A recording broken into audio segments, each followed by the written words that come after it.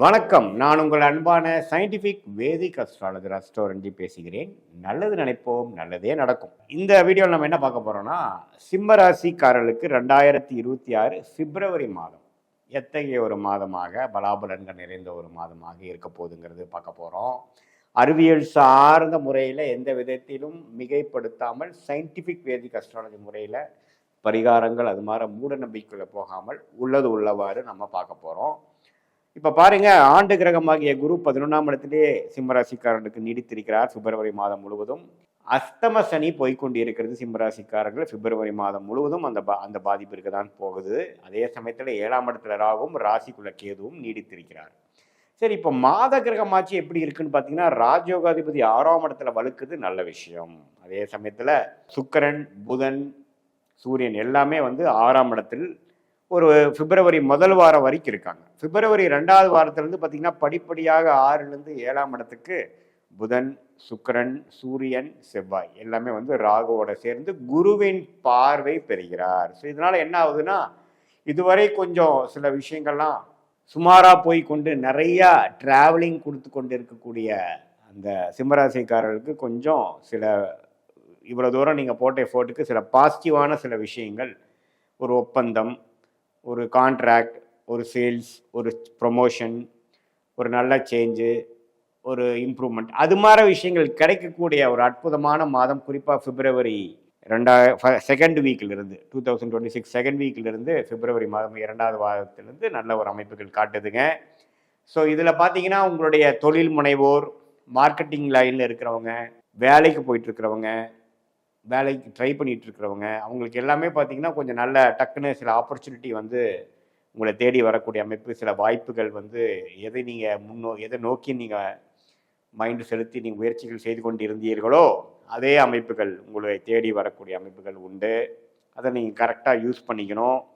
அதே சமயத்தில் ராஜயோகாதிபதியாகிய செவ்வாயே 7ஆம் இடத்துல போய் இவனை பார்க்குறதுனால கொஞ்சம் கோவங்கள், நிதானம் இல்லாத ஒரு தருணங்கள், அது மாதிரி சில விஷயங்கள்லாம் வரக்கூடிய அமைப்புகளும் உண்டு. அதாவது கிளையண்ட்ஸு, கஸ்டமர்ஸ், கொலீக்ஸ், அன்றாட மீட் பண்ணக்கூடிய நபர்கள், நண்பர்கள், அது மாதிரி விஷயத்தில் கொஞ்சம் கோபதாபங்கள்லாம் வந்தாலும் கொஞ்சம் பொறுமையாக போய் வீரத்தை காட்டிலும் விவேகமே பெரிது அப்படிங்கிற மாதிரி அமைப்பில் போனீங்கன்னா நல்லாவே இந்த அஸ்தம சனி தாக்கங்கள் நிறைந்த ஒரு தருணமாக சிம்மராசிக்காரர்களுக்கு அதிக அலைச்சல்கள், நட்பு பாராட்ட முடியாத ஒரு அமைப்பு, குடும்பத்தில் ஒரு நிம்மதியான ஒரு அமைப்பு இல்லாமல் ஒரு மாதிரியாக, அதாவது ஒன்றா ஸ்ட்ரெஸ் அல்லது பண விஷயங்கள் அல்லது உடல் நல விஷயங்கள், உறவுகள் விஷயங்கள், தொழில் விஷயங்கள், நிதி விஷயங்கள், பண விஷயங்கள் எல்லாத்துலேயுமே கொஞ்சம் ஒரு மாதிரியான திருப்தி இல்லாத ஒரு அமைப்பை கொடுக்கக்கூடிய அமைப்பு தான் அஸ்தம சனி.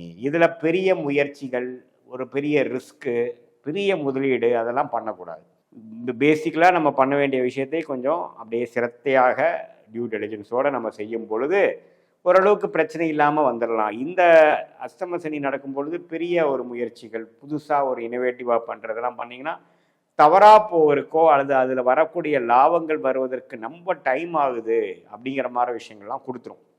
ஸோ அதனால் வீரத்தை காட்டிலும் வேகத்தை காட்டிலும் விவேகமாக பொறுமையாக செல்வீரே. ஆனால் இந்த பிப்ரவரி மாதமும் சில நல்ல வாய்ப்புகள், நல்ல ஒரு சில கனெக்ஷன்ஸ், நல்ல தொடர்புகள், நல்ல ஒரு மேன்மை, வேலையில் இருந்தாலும் சரி, தொழிலாக இருந்தாலும் சரி, கல்யாண விஷயங்கள், வெளிநாடு விஷயங்கள் எல்லாத்துலேயுமே ஓரளவுக்கு பாசிட்டிவாக வரக்கூடிய எல்லா ஏஜ் குரூப்புக்குமே ஓரளவுக்கு அஷ்டம சனி தாக்கத்தில் இருக்கிறவங்களுக்கு ஏதோ கொஞ்சம் சில விஷயங்கள் நடந்ததுராப்பா அப்படிங்கிற மாதிரி ஒரு பாசிட்டிவான ஒரு விஷயங்கள் கொடுக்கக்கூடிய ஒரு மாதமாக சிம்மராசிக்காரர்களுக்கு 2026 பிப்ரவரி மாதம் இருக்குது. அதை மறந்துடக்கூடாது. ஸோ அதனால் இப்போ போக்குவரத்தில் போகும்பொழுது, வண்டி வாகனம் செலுத்தும் பொழுது, இரவு நேரம் போகும்பொழுது நம்ம கேர்ஃபுல்லாக இருக்கணும்.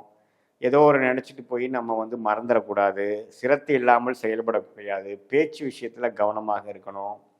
புதுசாக ஒரு நபரை மீட் பண்ணும் பொழுது அவங்களுடைய ட்ராக் ரெக்கார்டெல்லாம் செக் பண்ணிட்டு தான் நீங்கள் அவங்களுக்கு வேணுங்கிற பரிவர்த்தனையாக இருக்கட்டும், பணம் அனுப்புறதா இருக்கட்டும், கொடுக்கல் வாங்கலாக இருக்கட்டும், டக்குன்னு ஏதோ ஒரு ஆர்டர் கிடைக்குதே, ஒரு வாய்ப்பாக வருதேன்னு நீங்கள் செயல்படக்கூடாது. எல்லாமே பொறுமையாக போகணும். ஏன்னா ஏமாந்தோம்னா ஸ்கேமில் போய் மாட்டுறது, தேவையில்லாமல் அவசரப்பட்டு அதுக்கப்புறம் பிற்காலத்தில் கொஞ்சம் ஃபீல் பண்ணுறது அப்படிங்கிற மாதிரி அமைப்பை கொடுக்கக்கூடிய ஒரு தருணமாக சிம்மராசிக்காரர்களுக்கு இருக்குது. அதே மாதிரி மூத்த சீனியர் சிட்டிசன் சிம்மராசிக்காரர்கள் கொஞ்சம் கேர்ஃபுல்லாக இருக்கணும்.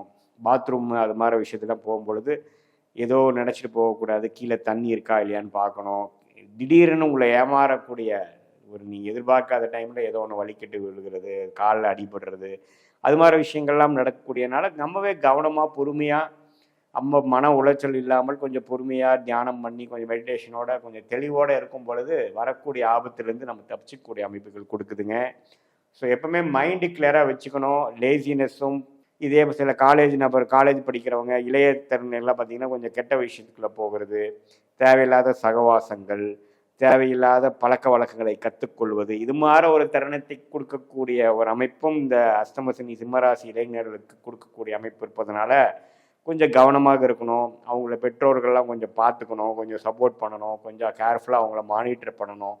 அது மாதிரி அமைப்புகள்லாம் கொஞ்சம் இருக்குது. ஸோ அதே மாதிரி பெண்கள், இளைய வயதிய பெண்கள்லாம் பார்த்தீங்கன்னா நீங்கள் வந்து எதிர்பாலினத்தரோட பழகும் பொழுது நம்ம அவங்க நம்பிக்கையோட சிலதெல்லாம் பேசிக்கிறது, சிலதெல்லாம் அனுப்புறது, அதெல்லாம் நீங்கள் பண்ணக்கூடாது. நம்ம கேர்ஃபுல்லாக இந்த தருணத்தில் யாரும் நம்பக்கூடாமல் கேர்ஃபுல்லாக இருக்கக்கூடிய அமைப்பாக இருக்குதுங்க. ஏன்னா ராகு 7ஆம் இடத்துல வருகிறார். என்னதான் குருவின் பார்வையில் இருந்தாலும் செவ்வாய், ராகு, புதன், சூரியன் எல்லாம் சேருவது ஒரு வித பாவத்துவத்தை கொடுக்கறதுனால ஏதோ கொஞ்சம் பட்டதுக்கு அப்புறம் தான் கொஞ்சம் தெளிவு வந்ததுங்கிற மாதிரி விஷயம் சில சிம்மராசிக்காரர்களுக்கு கொடுத்துரும். கொஞ்சம் கேர்ஃபுல்லாக எல்லா விஷயத்துல இருக்கும் பொழுது நம்ம கொஞ்சம் நல்ல பலன்களை இருந்து தீய பலன்களை அவாய்ட் பண்ணி வரக்கூடிய அமைப்புகள் இருக்குது.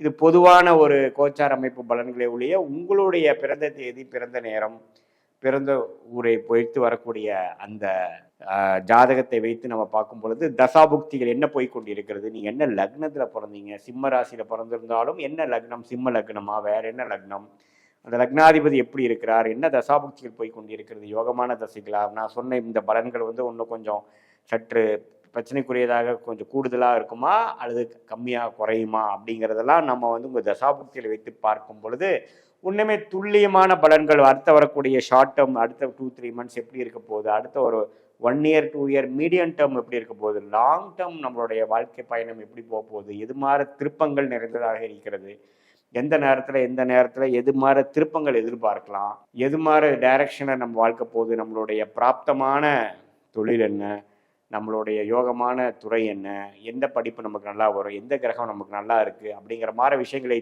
தெரிந்து தேவையில்லாத பண விரயங்கள், சமய விரயங்களை தவிர்த்து நம்மளுடைய பிராப்தத்துக்கு நிகரான முயற்சிகளை அந்தந்த தருணத்தில் செய்து சயின்டிஃபிக் வேதிக் அஸ்ட்ராலஜி முறையில் துல்லியமான பலன்களை தெரிந்து கொண்டு அதன் மூலம் வாழ்க்கையில் எளிதில் வெற்றி பெற முடியும் என்று சொல்ல விரும்புகிறேன். மீண்டும் மற்றொரு காணொலியில் சந்திப்போம். நன்றி, வணக்கம்.